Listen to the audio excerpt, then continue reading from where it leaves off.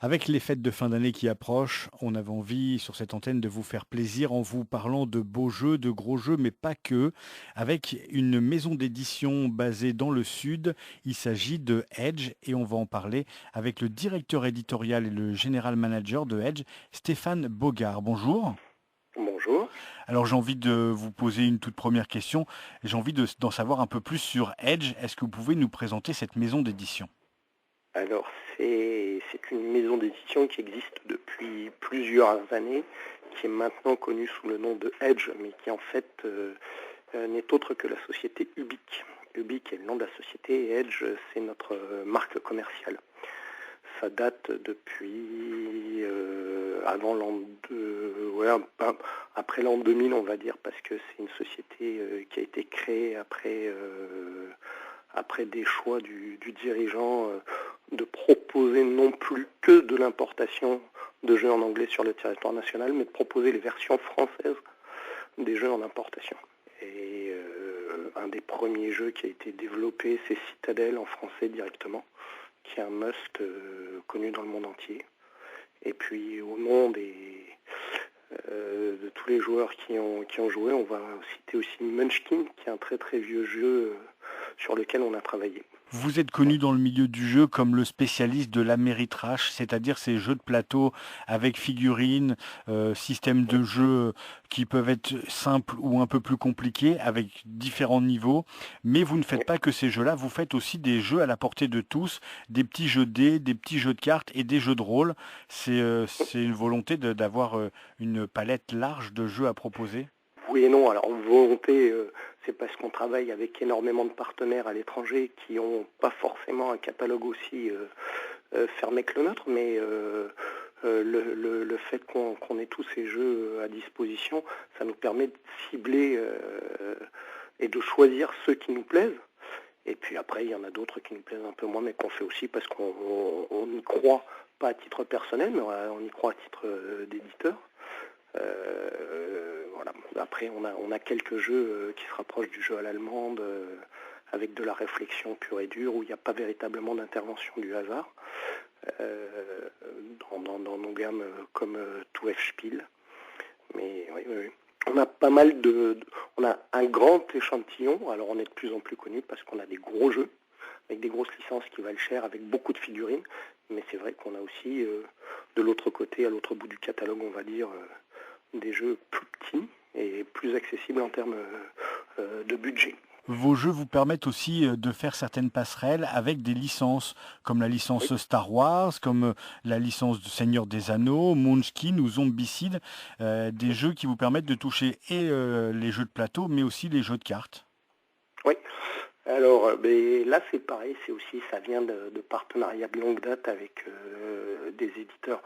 Alors la plupart du temps dans ce cas-là américains, euh, qui au moment de rachat de certaines licences font appel à nous parce que c'est plus facile de diviser les coûts, je dirais, quand on a affaire à des licences assez chères. Bon, c'est vrai que Star Wars, c'est une grosse licence, mais on l'a récupéré, on a eu la chance de travailler sur des produits avant que Disney ne mette la main dessus. Donc depuis, il a fallu renégocier. On a la chance d'avoir les droits qui ont été prolongés. Pour ce qui concerne Munchkin, ça date depuis tellement longtemps que j'arrive même plus à m'en souvenir. Et puis Fantasy Flight Game, qui est un autre de nos partenaires, avait déjà le Seigneur des Anneaux et le Trône de Fer. Trône de Fer, on avait des jeux bien avant l'arrivée de la saga vidéo. On y croyait déjà à l'époque. Et ça vous permet de toucher un maximum de gens, puisque dans ces Oui. grosses licences, vous avez aussi bien des jeux de cartes que les jeux de rôle, que des jeux de dés, que des jeux de plateau. Disons que dans chaque univers, on a des jeux qu'on appelle hardcore, hein, pour les joueurs un peu confirmés. Mais après, on a aussi, parce que c'est le marché qui veut ça, et parce que les magasins, ou voire même les joueurs le demandent, on a des jeux qui sont beaucoup plus accessibles. C'est clair que si on prend la licence Star Wars, on a à la fois le jeu maintenant qui qui commence à être véritablement connu, qui est X-Wing, qui commence à être visible un petit peu dans tous les types de magasins. Et d'un autre côté, après, sur cette licence, on a un jeu qui s'appelle Star Wars, le jeu de cartes évolutif, qui est lui beaucoup plus confidentiel, mais qui est aussi dans le même univers. Et là, dernièrement, est sorti cette semaine, la semaine dernière, Star Wars Destiny, qui est un jeu de dés à collectionner. Voilà, on couvre une large palette parce qu'il faut savoir s'ouvrir et que la volonté de la société, c'est quand même aussi de toucher le plus grand nombre, parce que le jeu mérite d'être développé. Dans votre spécialité de l'Améritrash, ces superbes jeux avec une multitude de figurines, est-ce qu'il est difficile des fois de proposer des jeux dans les temps? Je sais que beaucoup de jeux sont fabriqués par les figurines en Chine. Oui. On remarque depuis quelque temps que les délais de livraison, il y a quelques soucis. Est-ce que vous remarquez que ça pose problème pour les joueurs qui vous commandent des oui. jeux? Ça peut poser problème, et à eux et à nous. Après, il y a des cas de figure qui sont complètement différents. Par exemple, on va revenir sur la licence Star Wars, qui est un cas de figure, et puis après, il y a les autres jeux qui sont à part. Pourquoi je mets Star Wars à part? C'est parce qu'en Chine, les usines ont été certifiées par Lucasfilm et Disney. C'est-à-dire que les jeux de la licence Star Wars ne sont produits que dans ces usines-là, et ne peuvent pas, par exemple, nous, on peut faire la localisation de nos jeux de rôle n'importe où en Europe. Quand on imprime un jeu de rôle qu'on a traduit, on peut le faire où on veut, sauf pour Star Wars, où on est obligé de le produire en Chine. Ce qui veut donc dire qu'il y a des délais qui viennent s'ajouter, et puis après, comme c'est Star Wars et que c'est Disney, qu'il y a un contrôle, il y a un temps d'approval où on vérifie un peu ce qu'on écrit à l'intérieur de nos jeux, que les logos soient bien placés, qu'on respecte l'univers, voilà. Donc ça, si vous ajoutez au fait qu'il y a des figurines qui sont produites en Chine et que les usines, malheureusement, elles travaillent à flux tendu, et que plus il y a de références, plus on est obligé de produire, plus il peut y avoir du retard. Donc c'est une gestion, je vais dire, là on rentre dans de la macroéconomie qui n'intéresse pas forcément le joueur, mais qui peut quand même lui permettre de comprendre à un moment donné pourquoi il y a du retard. C'est-à-dire que plus on a de références en ligne, plus on aura de temps d'attente entre la réimpression. C'est-à-dire qu'il faut vraiment faut jongler. Donc il y a du retard, nous on est pénalisés sur ça. Les joueurs le sont aussi. Bon, après, je dirais, ce n'est que du jeu. Donc il n'y a pas péril en la demeure. C'est vrai qu'on peut créer de la frustration chez le joueur qui n'a pas son jeu en temps et en heure, mais bon, s'il attend 15 jours, c'est moins grave que quelqu'un qui ne peut pas manger, on va dire. En attendant, c'est Noël dans quelques jours maintenant, et j'ai envie de vous demander si vous aviez 3 coups de cœur dans les jeux Edge, quels seraient-ils? Alors, je vais parler d'un petit jeu qu'on aime beaucoup et qui a bien marché l'année dernière. Il se trouve que, en plus, il est revenu là. C'est Potion Explosion. C'est un jeu qui emprunte à Candy Crush Saga, on va dire, le jeu d'explosion de billes où on doit faire des lignes avec des couleurs et ainsi de suite, et à l'univers de Harry Potter. Donc c'est un présentoir avec des billes qui se déplacent, et on doit faire se percuter des billes de la même couleur pour créer des potions et marquer des points. Ça, c'est le premier. On a un petit jeu de cartes qui est très très très fun. Enfin, on en a deux même, hein. On va tricher.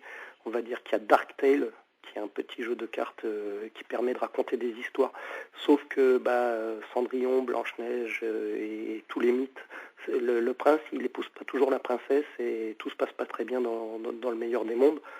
C'est très fun, les visuels sont très très beaux, et le but du jeu, c'est de raconter des histoires tout en marquant des points. Très très simple à prendre en main, un succès garanti. Et un deuxième jeu qui fait penser aux années 80, qui s'appelle Boss Monster. Les illustrations de ce jeu de cartes, c'est pixelisé à souhait, comme on a pu le connaître sur les bornes d'arcade au début. Et le but du jeu, c'est pour chacun des joueurs, c'est d'incarner le monstre de fin de niveau d'un donjon qui va attirer dans son donjon des héros. Et c'est, on va dire, le boss qui tue le plus de héros avant les autres qui gagne. Le jeu à l'envers. C'est le jeu à l'envers. Et puis après, dans les gros jeux, il y a un superbe jeu qui vient de sortir, mais qui est un peu plus cher, mais dont on parlait tout à l'heure de manière indirecte, c'est Les Demeures de l'épouvante, avec une aide à la gestion du jeu par tablette, ordinateur ou téléphone, smartphone, où c'est des enquêtes coopératives dans l'univers de H.P. Lovecraft, le mythe de Cthulhu. C'est très très beau, mais véritablement, ça faisait longtemps que nous on n'avait pas vu un jeu aussi beau en termes de design, et qui vient d'arriver. Le gameplay est fabuleux, il y a de la rejouabilité, le matériel est somptueux, l'application est disponible un petit peu n'importe où. Et il y a Star Wars Destiny, le jeu 2D dans l'univers de Star Wars qui vient de sortir, qui est très très bien et qui, je crains malheureusement qu'au moment où les gens entendent parler de ce jeu, il n'y en ait plus vraiment beaucoup dans les magasins. Voilà. Ça va faire un carton. Normalement, oui. Ça va pas faire un carton parce que nous on a quand même quelques chiffres. C'est déjà un carton. D'accord. C'est déjà un carton. Nous on y croyait. Voilà. Et puis on peut peut-être annoncer 2 noms pour l'année 2017 qui sont attendus par les joueurs. The Others, Seven Sin et Massive Darkness qui sera plus tard dans l'année 2017 qui est attendu quand même. Alors The Other Seven Sin, nous on a eu la chance de recevoir enfin ce qu'on appelle le sample, donc c'est l'équivalent d'un bon à tirer ici. C'est très très beau. C'est fait avec nos partenaires du studio McVeigh et de Cool Mini Or Not. Donc du beau d'un côté de la sculpture de la figurine et du beau du côté du matériel avait bien pensé. On a eu la chance de travailler très très étroitement avec eux, donc de faire ça en coopération totale. Et Massive Darkness, oui, c'est pareil, c'est du Cool Mini Or Not avec beaucoup de figurines.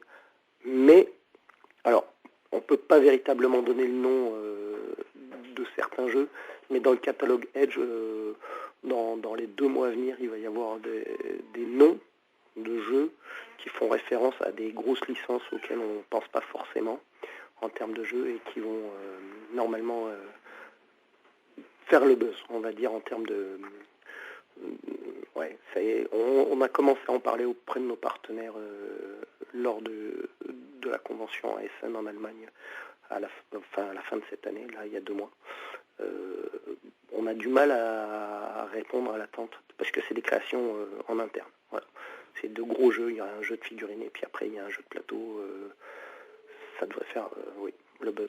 Après, on a plein de jeux qui vont sortir, Gloom, des Munchkin, des Flux, des jeux qui sont bien connus. Il suffit de taper sur Internet Flux ou Gloom et voilà. Après, il y a des jeux 2D qui sortent aussi. Et tout ça, c'est chez Edge, www.edgeent, alors EDGE, ENT.com, edgeent.com. C'est pour Edge Entertainment, parce qu'il ne faut pas oublier qu'on ne fait que du jeu, pour le plaisir des joueurs. Et comme je le disais, ce n'est que du jeu, pas d'affolement, même si parfois les gens sont un peu frustrés d'attendre quelques jours. Voilà.